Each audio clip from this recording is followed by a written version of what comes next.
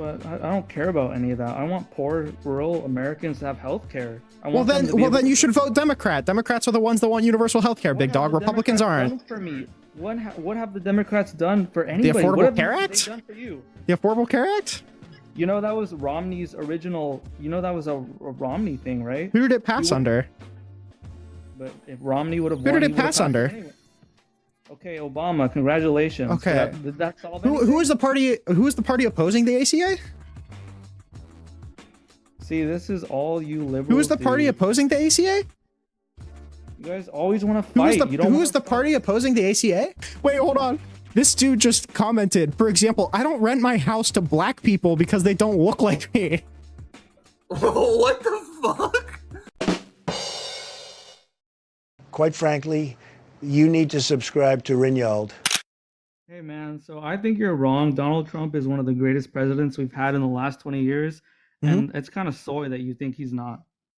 Do you want to hear why I think he's been a bad president, or? Yeah, sure. Go ahead. Okay. I think that he is a terrible leader. I think he's incredibly divisive. I think that he has no respect for the Constitution, which he took an oath to uphold. I don't know why I would expect him to get any legislation passed if he has all of those qualities. And it seems like the only things that he wants to do is centralize more power to the presidency. I don't want that to happen. Okay, but hear me out. Do you live in America? Are you an American? Respectfully, I am an American. All right. So what do you think about Donald Trump finally putting Europe in check? You know, instead of Americans having universal health care, we've given so much money to the Europeans to subsidize their military, and what have we gotten in return? Nothing. I'm sorry. Do you want universal health care? Do you want universal health care? I do. I want rural Americans who are poor to have the ability to fix their teeth when they have a toothache. Do you support that? Yeah, I'm not super committed to whether or not I want universal health care or not, but people to have health care. In general, I do. I think as many people as possible should have access to health care. I believe in that. I just don't know like the practicalities of how universal health care works. I also know for a fact though that military spending probably isn't going to stop us from implementing universal healthcare. Has that been the reason that anybody has ever cited as to why we don't have universal healthcare? So what you're telling me is we should keep sending millions over to foreign nations instead of focusing on Americans who live here? I think military alliances are super helpful, and they help America in turn. But I think if we're going to subsidize Europe's entire military, I think they should pull their weight. When you say pull their weight, what do you want? I don't think we should subsidize their entire military. You're just budget. saying things like what do you mean when you say that? They get free healthcare. We pay for their entire military budget. We are their military. We are NATO's military. You acknowledge that I'm pretty sure that Europe and other NATO countries have been steadily increasing spending under Biden too, right? Why didn't they do that 20 years ago? Why are Americans continuing to subsidize their military instead of getting health care? Instead of getting you keep building this. You keep building this dichotomy. This dichotomy doesn't exist. It's not the case that if the United States was to stop spending on defense spending for our allies, that we would all of a sudden have universal health care. This dichotomy doesn't exist. The reason that we don't have universal health care is because Republicans don't want it. So you don't think Europe should pull their weight? Are you listening? I'm saying that we are subsidizing their health care, their entire health care. We're not subsidizing their health care. Basically, we pay for their military. No, not basically. Their military isn't their health care, believe it or not. They got to save all that money. You understand that we get benefits from having these alliances, right? What are the benefits? Name me a benefit. The fact that nobody is going to ever touch a NATO country. What does that give America? Protection. From really? Well, yes. Protection? Do you think America is stronger with or without NATO? We can't protect ourselves? We don't have Do you think nukes? America is stronger with or without NATO? I'd like to have NATO there, but if they're not going to pull their weight, I don't think we should keep subsidizing. Right. Let's say in 2016, do you think America is better off with or without NATO? I don't think we need them. Do you think we're better off with or without NATO is what I'm asking you. Sure, we're better off. We're better with them. But right now, so that's the kind of benefits that we get, right? Or like open trade with our allies, right? That's super important. They're not Right, pulling and their weight. you also acknowledge that like they have a ratio of like I'm pretty sure it's obligated spend in terms of NATO. It's obligated spending in terms of its percentage of GDP, right? I'm pretty like is there? Do you have any evidence Well, that see, as a percentage of their GDP they weren't meeting those okay, bars? respectfully, this is the problem with you leftist, kind of like liberal types. You can't just accept the fact that NATO has been bleeding the American people dry for the Okay. last 20 years. The and problem we with the have- conservatives is that I ask you a very simple question and then you just go back to the narratives because you can't engage Alright, any I'm deeper than sorry, that. I'm sorry. All right. Can you repeat your question? I'm sorry. Isn't it the case that the percentage necessary to spend on NATO is done by like percentage of GDP? Sure, but what does that mean? That Where, like that's a lot of, like military spending as a percentage of GDP. I don't think that those bars were not being met by the European countries. but I don't care about any of that. I want poor rural Americans to have health care. I Well want them then, to be able to you should go- vote Democrat. Democrats are the ones that want universal health care. What Big have dog. the Republicans Democrats aren't. done for me? What have the Democrats done for anybody? Affordable What have Care they Act? done for you? The Affordable Care Act. You know that was Romney's original. You know that was a Romney thing, right? Who did it pass would- under? But if Romney would have Who won, did he it would have pass passed under? anyway.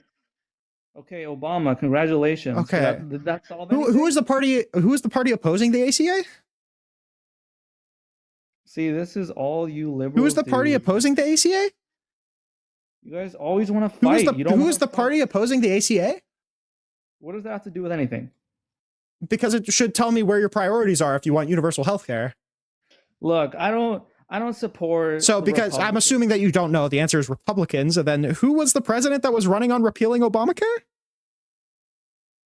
Look, I don't support any of that. But Yeah, you it's can't unlocked, tell me okay. that the This Democrats is have done- brutal. That was Dude. Yeah, brutal. it's unlocked. Yeah. I don't know if this might be a. Oh boy, what's up, buddy? Hey, how are you? Doing okay? How you doing? I'm doing well. How's your evening? All right. So, I got two. So, what would you, so the debate question is, Trump has been terrible. Yes. So I would partially agree, but I will also partially disagree. It's Mhm. I can tell you where I agree and disagree at. Sure. Go for it. So I agree that that Trump has done well when it comes to securing our borders and deporting illegals. I disagree with Trump when it comes to foreign policy and him being controlled by the very wealthy Zionist Boom. lobby I inside knew it. America. Okay, let's talk about immigration so you don't get kicked off. Okay. Oh, sorry. Oh, sorry. No, you're right. Sorry about You're shit. You're good. that. I saw it coming from a mile away. Okay. So when you say a good job at securing the border, what are you trying to isolate for? That's my question. Because it seems like whenever I ask a Trump supporter why we want a secure border under their definition, it seems like it's always just to enforce the law, which I don't think really makes sense because we're constantly breaking all of our amendments in order to enforce this law. Or it's based off of like something that doesn't really hold a lot of validity. It's my opinion that illegal immigrants probably provide more harm than provide more benefit than they do harm. And these mass deportation or these giant ICE raids or whatever are probably going to cause more harm than they do benefit. So I so that's the part maybe we can debate about. I disagree with that, and the reason why I disagree with that is I believe illegal immigration and by the way, to an extent, legal immigration, if done improperly, can lead to a decline in social cohesion. I value, so I'm of Chinese descent, and in Chinese culture, we love talking about families, stuff like that, right? So I really value societal cohesion. For example, having a good relationship with your neighbors, helping them out, them helping you out, and I believe illegal immigration. Unfortunately, it destroys. I know that sounds like a very strong word, but I truly believe in this, and we can debate about it, of course. Yep. It destroys societal cohesion. So the two big things is that I feel like whatever deficit that we get in because social cohesion is a really hard thing to measure, but any deficit that we see in social trust from illegal immigration is probably going to be seen infinitely more than in a lack of social trust due to these militarized police raids or people breaking into people's houses without warrants, or like all of the super invasive ICE raids. I think those are going to be much more likely to decrease social trust than living next to a brown person. And we also see that that it's the case that in countries that are more open to immigration, that are more open to pluralism, that are less kind of shut off, less nationalistic, that the lack in social trust ends up getting erased, or the opposite. It ends up going back in the opposite direction to where social trust actually increases with diversity. So the problem is that I don't think that the problem with the social trust argument, I don't think the problem lies in the immigrants. I think the problem is the attitude in which the people take with the immigrants. And I think that your pro solution is going to decrease social trust more than immigration. So my it's not really like a strategy, but what I expect to happen is that by let's say closing the borders and also closing legal immigration, the people that by the way, I'm an immigrant myself. I came to America when I was three years old. Mhm. I'm of Chinese descent, as I mentioned. Yeah, I heard. I think that by closing the border and also closing off legal immigration, you give people, number one, a chance to integrate. And second of all, and the second part here is key, but the two actually support each other. The first part is kind of like cultural integration.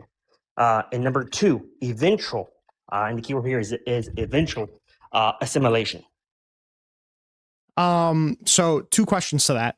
The first one is, are you aware that Donald Trump ended up cutting off a bunch of funding to NGOs that would help immigrant populations assimilate better into their communities? So, so do you know what the classical definition of assimilation is? Well, I'm asking you this question. So what they would do is they would teach these people how to integrate into American culture and how to speak English. I'm asking you, are you aware that Donald Trump was cutting off funding to NGOs that would help that happen?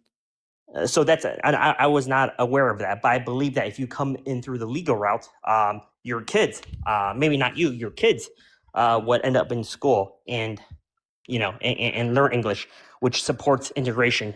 Sure, but if your bar is social cohesion or trying to assimilate better into the culture, don't you think that Donald Trump trying to eliminate those things kind of speaks against that aim? The fact that he is defunding NGOs that were dedicated to teaching refugees how to speak English and assimilate into American culture? So, I think we have to be very careful when we use the word assimilate. What assimilate means, so I think the word integrate here is. So sorry about that. I take up there. So I think the word integrate here is a more precise usage, because integration, what that means is that you speak the language and you're able to fit in. Now, assimilation, the classical definition of assimilation is when a member of a minority group becomes a member of the majority group via intermarriage. No, I don't think that you need to do that through intermarriage. I think the majority group in America would just be somebody who is an American, because American identity is something that is different than what you say Chinese identity, right? I think China, and I think a lot of the Asian countries like Japan and maybe to a certain extent Korea use like a very racialized like identity, right? In order to assimilate into that Asian culture, you kind of have to have an ethnic or a racial component to that. I don't think that in order to assimilate and become a true American, you need to have any sort of racial tie to that. I think something that is super unique about America is that it transforms or transcends racial ties. So I wish, and by the way, ideally speaking, I'm with you. In fact, that's my dream. I think that's the dream of every single human being. So from my idealism perspective, I'm with you all the way. Now, however, from looking at this problem from a pragmatic perspective, I believe there are limitations that unfortunately impede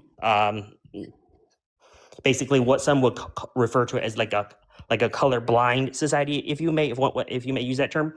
And the key issue is that there's something called human primordial tribalism. So so primordial, for example, we have this urge to survive, right? We don't want to get hurt. For example, when we fall down, our hands, it goes all the way out, right? Oops, sorry, I take up there. So for example, let's say that you trip on something and your hands automatically reach out to protect your face, right? Because the head, the face is the most, it's more vital than your hands, right? So those are just some examples of our primordial behavior. And these behaviors are subconscious, meaning that it's very difficult to control. And one of those traits is tribalism. Yeah. Right. That for example as well. If somebody, let's say, tries to rob you, they point at this thing at your face. You enter into fight or flight response, right? And you don't have a choice whether or not to enter into a fight or flight response. That just happens, right? So those are subconscious. I don't think it's the case that these kind of tribalistic ties are necessarily tied to race, or B, like ought be tied to race, especially considering all of the benefits that immigration and diversity have brought to the country. I don't know why we would throw away all of these benefits that we get from immigration when we're like just in favor of what like because we feel like being racist. Like, why? So no, I agree with you. It ought not to be that way, right? But what we see as an example of another type of primordial behavior, what some people call, and what I'm calling here, tribalism, and I'll give you an example of that, right? Race and dating, for example. Race and marriage and dating are deeply intertwined because of our tribal nature, because it occurs at a subconscious level. In fact, just to tell you that, in fact, in America, we actually do kind of good on this. But if you look at the 2023 census or the 2021 census, I believe you can Google this. Our interracial marriage rate is I believe at 17 to 19%. So we can just call it 20% for the sake of argument. So what that means is that you are, regardless of your race, regardless of what you look like, you are 5 times. Oh, sorry about that. I keep telling you. It would be 4 times by the way. Oh, okay. I understand what you're saying. I'm just failing to see how this ties back, right? Like, I'm telling you that I don't see a reason why. It seems like in any study that we see on social trust, that ends up evaporating if we're less nationalistic. It seems like an immigration moratorium would rob us of all of the good things that immigration brings. I don't see a big like integration problem in the United States. I see nobody who even pretends like immigration hasn't been a giant success story for the United States and putting it to be like the primo world leader. I don't know why we would go back to like the 50s where we would re-racialize all of this immigration. Wait, hold on real quick. I think there's a reason why we see this too, Reynold. I think it's because that tribalism isn't just about like a racial or a sexual identity. It can also be about like a political identity, right? And I think in America, you have an especially strong political identity, specifically to freedom. Like, you can go to any state in the country, and every single person in the country will have a dedication to freedom. They hold freedom like very close to them, like importance wise, right? Yeah, because American culture is a unique culture in the sense that it's not tied to race or religion or whatever. It's tied to values. Right, it's tied to things that are transcendent from government. It's tied to like philosophy. It's not tied to race. So right? Ideally, what you're saying is correct. In fact, I love that. I'm saying all of it. Like it not just ideally. I'm rejecting this idea that there's like these swaths of immigrants that are coming in and rejecting the American way. It's just I don't see that anywhere. No, I'm not saying that's happening. In fact, I would say that we do very, very good with integration, but assimilation requires more time. This is a generational type of effort. Well, your definition of assimilation, your definition of assimilation only applies to people that need to marry in and race mix. Why do I value that? The reason is this. Let's just use dating as an example, because you have about an 83, or let's just use the word 80%, just to make it sound easier. 80%, sorry, easier to speak. You have an 80% chance of marrying within the same race. Well, what does that mean? In fact, if we take a look at what people traditionally call human tribalism, there's 3 main factors. One is language, the other is religion, and the third is race. And I'm just mentioning this with no emphasis on the order. So what that means is this: your significant other, most likely, your significant other would speak the same language as you, would look like you, and if religion is involved, would most likely have the same religion as you. So what this demonstrates is that it demonstrates humans have an innate tribal nature, that we show favoritism.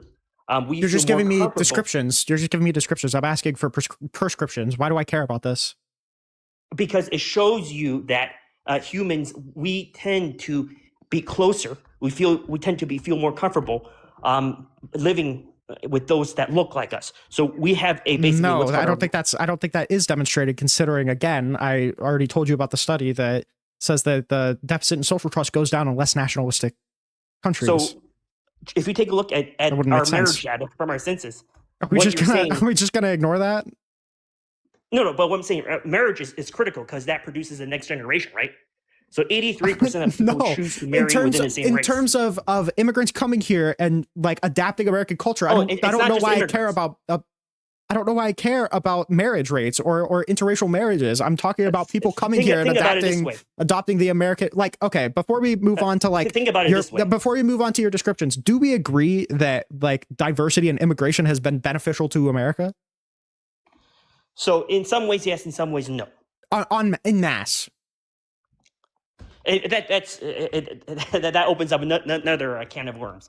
In some part, it's because I hate to what do you call it, pigeonhole this, because that would, it's a very, very, I think, important discussion, and it's a very helpful discussion. I think it's also actually having this discussion helps to improve us as human beings as well, because then we realize what the strength, what the weaknesses are, and where we need to work harder to try to overcome. Like, for example, part of our tribalistic behavior.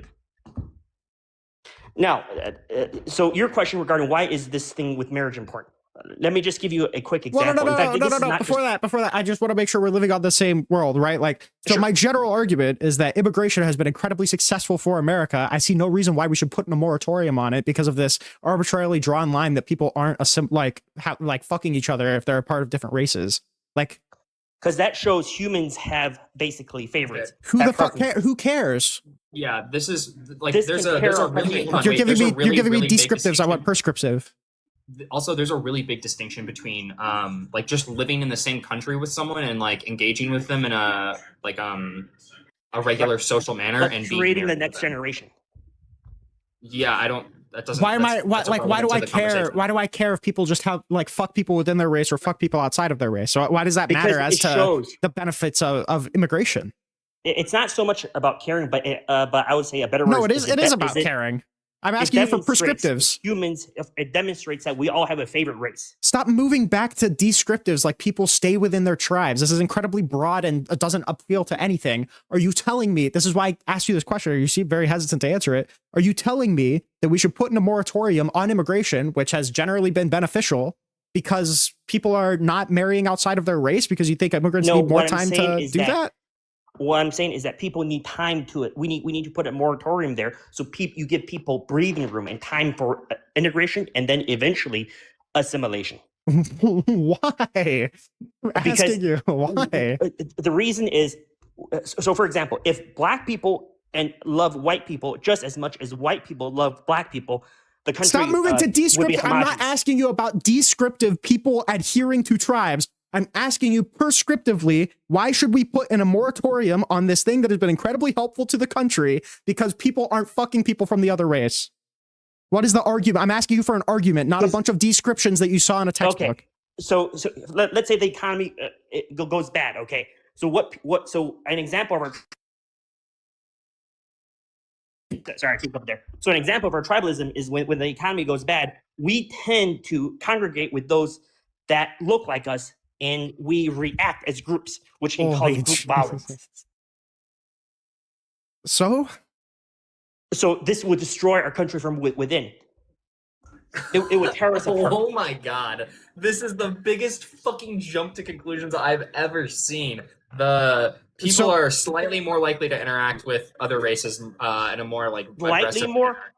So because people are more likely, times more likely to marry within your race than outside. So we're just willing to cede away all of the benefits of diversity. That also has nothing to do with violence. No. What I'm saying is this: when you give it to what I'm saying is this.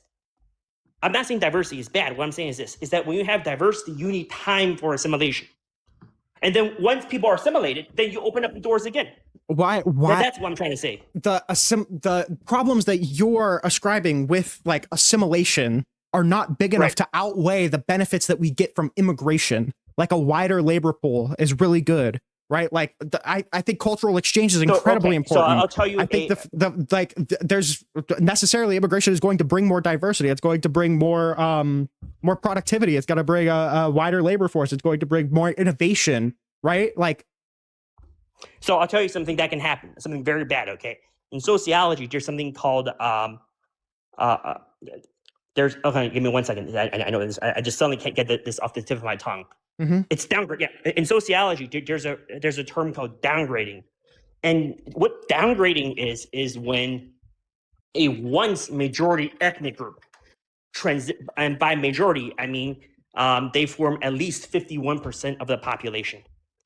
When a once majority ethnic group or religious group transitions. Sorry about that. Transitions. So when a once majority ethnic group transitions into a minority group, by minority I mean a percentage less than 50%. When downgrading happens, in fact, we know throughout human history that downgrading is the most likely trigger for civil war. This is okay. This is no joke. This is. So you think if white people go, wait, hold on. If you're saying that the people need more time to assimilate, wouldn't that downgrade us faster? No, because what happens is that when assimilation happens, for example, I'm in a interracial marriage. My kids are half Chinese, half white. Yeah. So what we know through studies, sociological studies, is that for those that are half white, half Asian, that's my case, or half Hispanic, half white, there's a 90% chance that they will marry somebody who is white. So what does that mean? That means that my grandkids would have most likely, 90% chance, will most likely have 3 white grandparents and 1, in my case, I like to laugh at this, Chinese granddad. I like it because it sounds nice. So that is an example of assimilation. So what happens is that then the Asian population basically starts to decrease, right? And then the white population, due to assimilation, starts to increase. So that is assimilation. Because mixed children, I don't think are ever considered to be purely white, right? So here's it. So whether you call 75% white or 98% white, I don't think it matters that much. It functionally speaking, phenotype wise. Well, wouldn't it functionally be the same So if you're saying that Latino people mating with white people doesn't naturally destroy the breed because those mixed race people are going to be, marrying a white person, continuing the white, like how is the current immigration levels that we see from Mexico even going to cause downgrading in your eyes? So the thing is, so first, there's no such thing as a pure race. That's what the schmatzis like to say. But there is something called close enough, meaning that when you look close enough to somebody, they tend to think, hey, you're one of us. Okay, so if you're saying that whenever Mexican people or Latin people or Latinos like race mix with white people and they're close enough, right? They're perceived as white people, then what is the threat to downgrading that you're even citing here? No. So when Latinos or when a mestizo marries, in fact, my best friend actually is just like this. He's Mexican American and he's married to a European or white American wife. So when that happens, their kids, right, are what people say half Hispanic, half white. And most likely, again, above an 80% chance that his grandkids, just like my grandkids, would marry somebody who's white, right? So what happens? The white population increases. The minority population, in this example, the Hispanic example, decreases due to intermarriage. Okay, well then why are we concerned about downgrading then? What? Because why are we concerned about downgrading? Because intermarriage occurs slowly, remember? Because don't you think that's going to occur slowly regardless of the amount of people that are coming in? But why do we need a moratorium? So the thing is this, is that what happens is that when you bring too many people in, people tend to congregate amongst themselves more. And this interracial marriage declines. Okay. And so it's harder and harder to assimilate. And also, it's so for example, let's say that you brought in something that half of the country, let's say, is Mexican. What happens is that, for example, language, right? Part of the country would speak Spanish, part of the country would speak English, right? And you can easily have issues with favoritism, right? But if you let people come in slowly, right? People slowly forget their mother tongue and take in English and only speak English. So when you only speak English, right, then you. I'm sorry. Yeah, I'm sorry. Like, this is just it was all just brain rot. So like just to that, I'm almost certain that second generation immigrants speak English like incredibly well, like incredibly heavily. It just felt like I don't know if I'm crazy, is like when he was going on Teacup, it just felt like he was going back to the fucking dialogue tree. Like I don't know why we were like half of I never got any fucking substantiation for an immigration moratorium there. No. I don't even know I want to point out that's not what downgrading is. Downgrading is where like a certain class moves to like lower social mobility, like through economic means usually. Like people will start working like lower skilled jobs essentially. So like the idea would be that like I guess that like a large amount of Hispanics like come to the country, or like a large amount of like immigrants come to the country, and white people get downgraded into a lower economic class, and that causes a civil war. It's just a huge leap. This is also the easiest point, right? Like the idea that like we understand that it was never perceived that like Irish people were even white, right? Like that wasn't even something that was worth protecting to like most people, whatever Irish were integrating into the United States. So the idea that like this idea of white is going to be ever present, even though it wasn't even present fucking 50 years ago, is just like, it's nothing. It's nothing, right? Like we showed the same exact kind of prejudice towards Irish people, and now we don't even think twice about calling an Irish person white because they are generally just perceived as Americans, right? Like they're perceived as integrated into America. You could say 83% of people marry within their race. Again, it doesn't even fucking matter. It doesn't matter. Like that's why I asked him like, how many times did I ask him for a prescription instead of a description? Like I don't even know if he knows what that means. I don't think he understood. I'm gonna be honest. I don't think he understood that. I don't.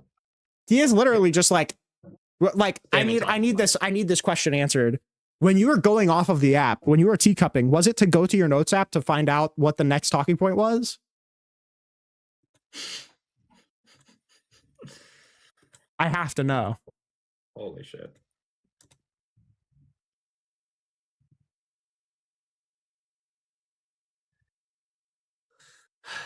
And there's a reason why, by the way, he was not willing to engage with any of the counter evidence that I ever brought up on any of those points outside of like the 3 data points that he memorized. And it's because like you can't, right? Like there's no real world where you could make the argument that we need an immigration moratorium because people marry within their own race. Yeah. Also, right? Because also, I can almost promise you that he was making the social cohesion argument like contingent on the fact that I wasn't familiar with any of the literature on social trust. So, like, my guess is that conversation went way off the rails, and he just kept trying to horseshoe back into something else, because he was ready to just R-word me on the social trust studies. I just got a live warning. The warning is, this behavior is not in line with our policies and may result in gifting suspension. Reason, feature continuous and monotonous actions without clear objectives of sustaining engagement. What? What that even means? What the fuck did I do? Oh, you know what I bet it is? Holy fuck. Wait, hold on. This dude just commented, for example, I don't rent my house to black people because they don't look like me. What the fuck? He's actually just a racist. He's actually just a racist. What are we doing? What are we doing? This is exactly what I was talking about or about to bring up. I don't made blacks because they don't look like me. Okay, word.